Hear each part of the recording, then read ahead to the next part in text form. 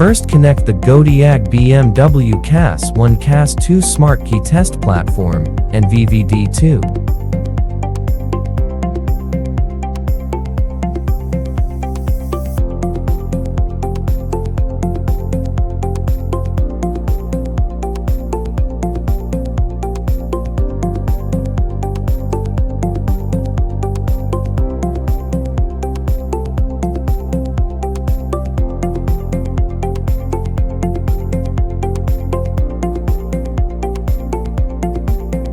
Plug in the power supply. First, open the Vvdi software on the computer. Select BMW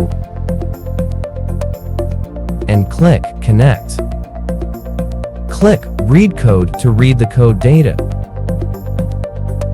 Click Key Learn. Click CAS Key Learn. Click Connect. And then click Get Key Info.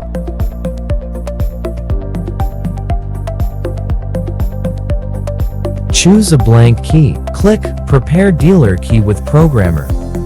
Put the key into VVDI2. When prompted to generate the key successfully, click OK. Start testing whether the key is generated successfully. Put the key into Test Platform. Press the button to light up the test platform, and the key will be generated successfully.